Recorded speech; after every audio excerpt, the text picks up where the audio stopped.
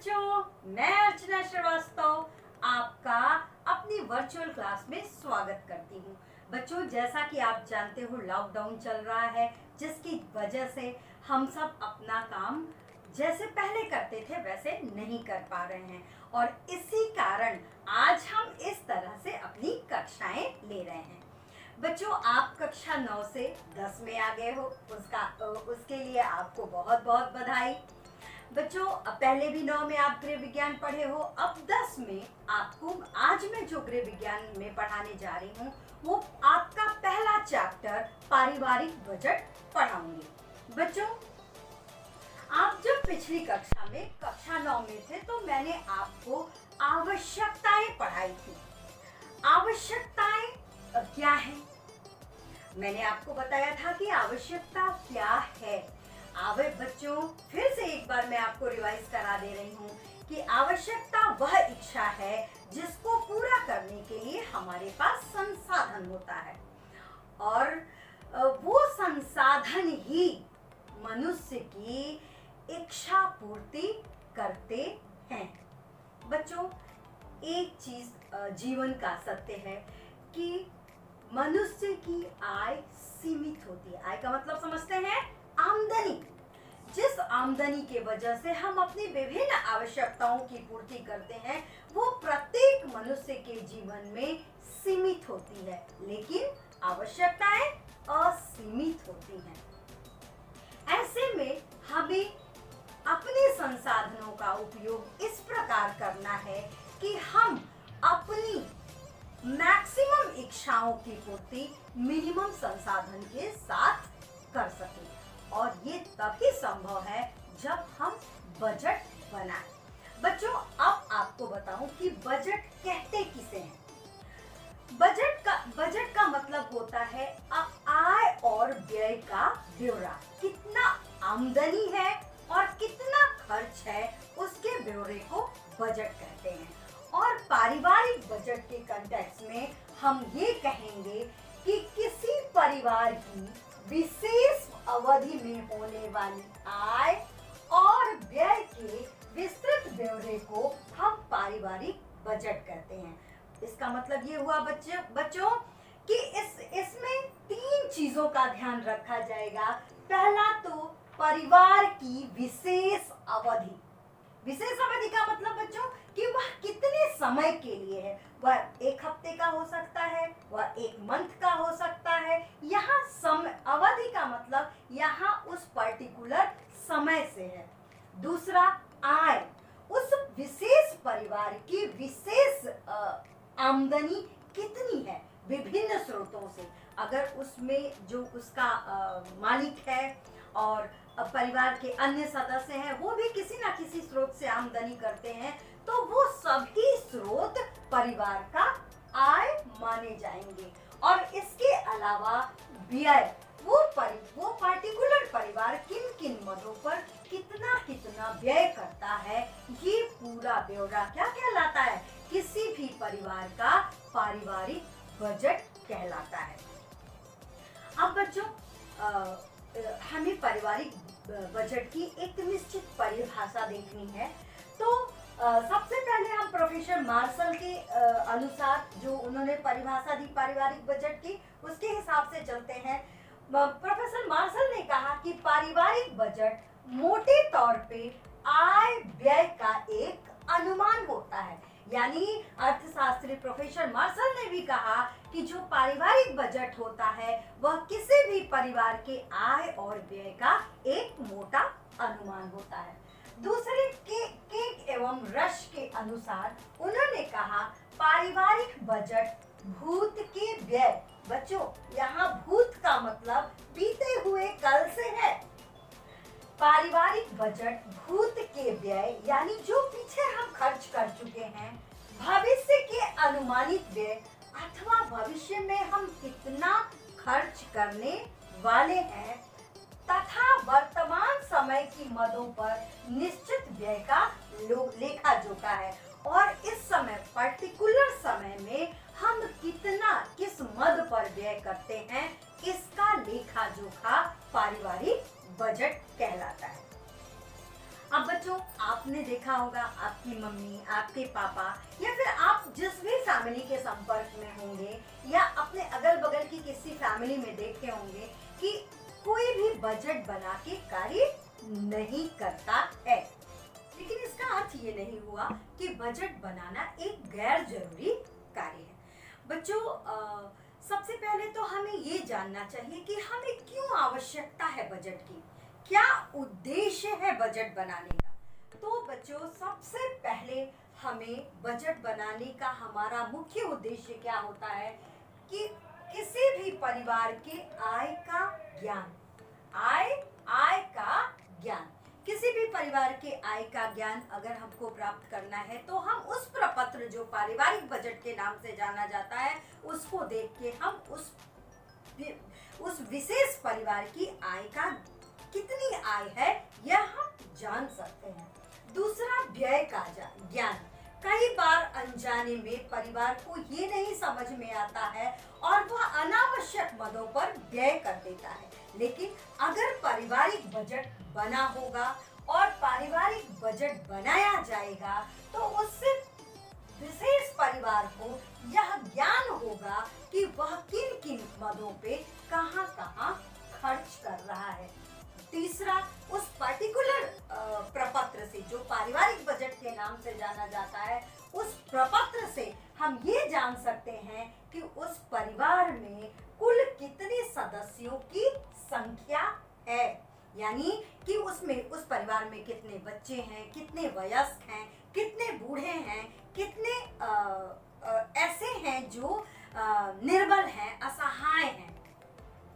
इसके अलावा बजट बनाने का चौथा उद्देश्य है बजट की अवधि का ज्ञान। उस प्रपत्र को देख के हम ये जान सकते हैं कि वह बजट कितने दिनों के लिए बनाया गया है। क्या वह 15 दिन के लिए बनाया गया है अथवा 1 महीने के लिए बनाया गया है अथवा किसी और समय अवधि के लिए बनाया गया है।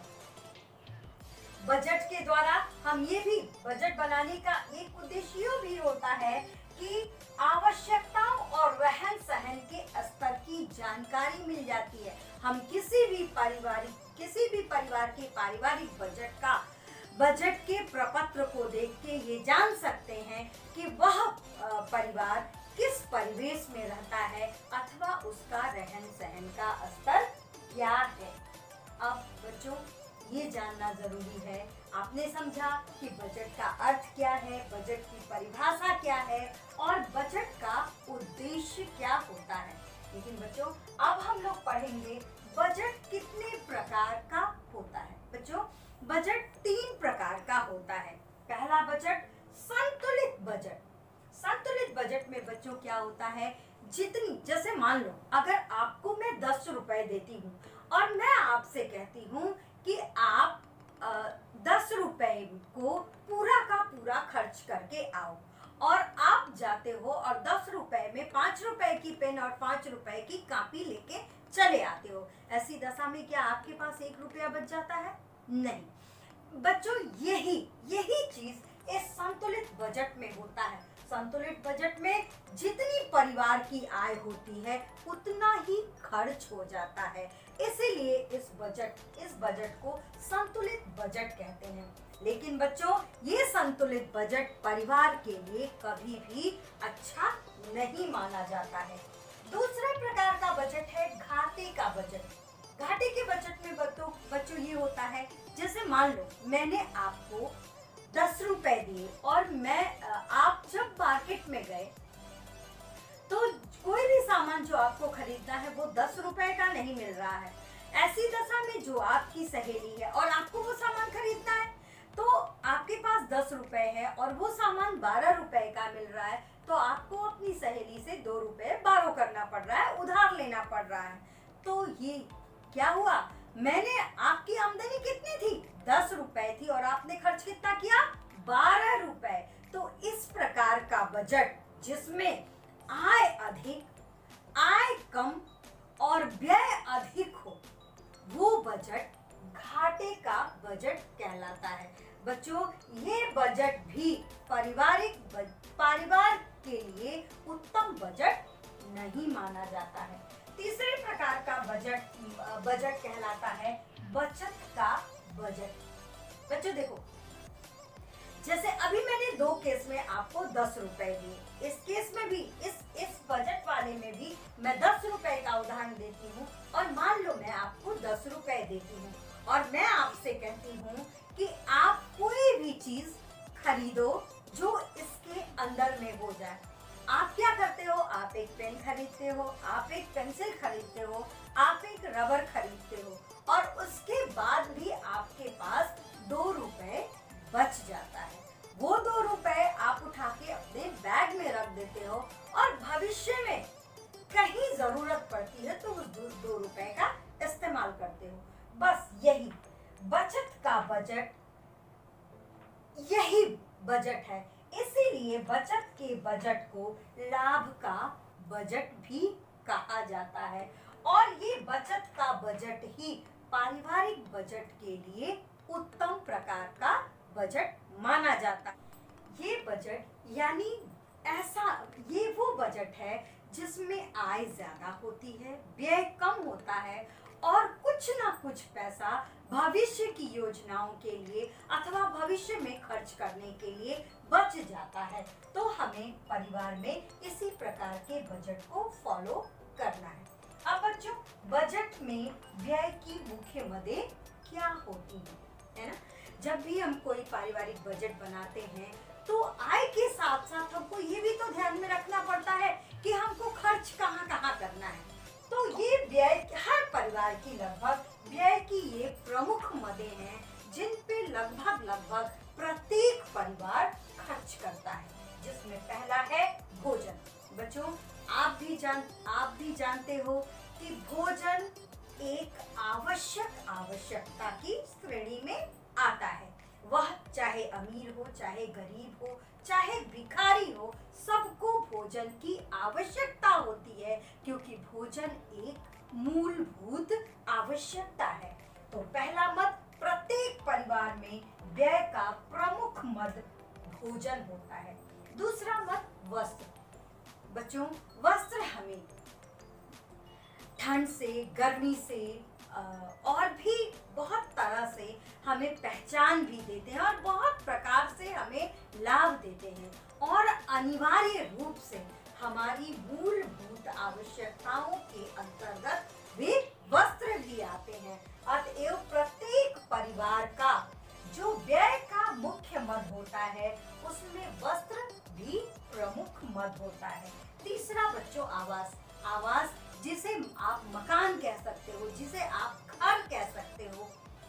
ये वो प्लेस है जहाँ व्यक्ति अपने आप को सुरक्षित महसूस करता है और ये तीनों, भोजन, वस्त्र और मकान, प्रत्येक व्यक्ति की मूलभूत आवश्यकता होते हैं। तो व्यय की प्रमुख मदों में आवास भी एक प्रमुख मद है।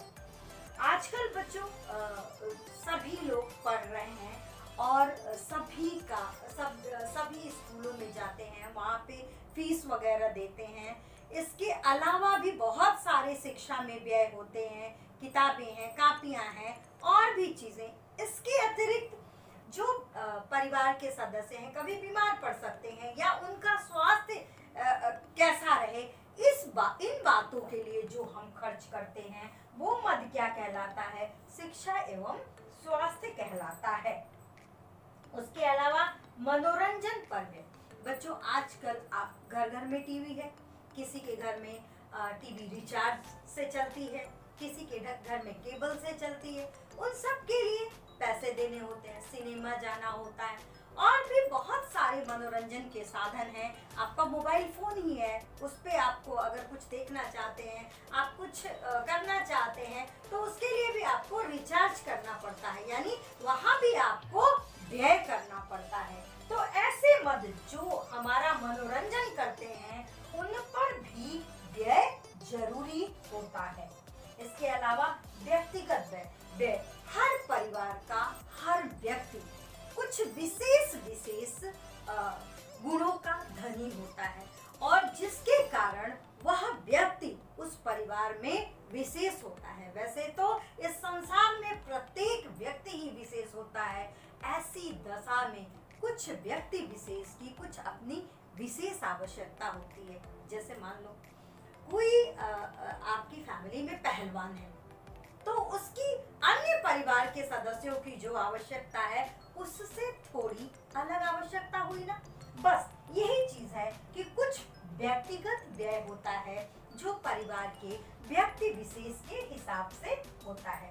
अन्य भी जब हम इसको पॉइंट करेंगे, जब हम बजट का निर्माण करेंगे, उस समय हम आपको ये चीज बताएंगे कि क्या क्या एक्सेप्शनल हो सकते हैं। अन्य मद में बहुत सारे, जैसे बिजली का बिल है, पेट्रोल है और बहुत सारे खर्चे होते हैं जो कहीं ना कहीं से हमसे जुड़े होते हैं, उनके अंतर्गत इस मद के अंतर्गत आते हैं।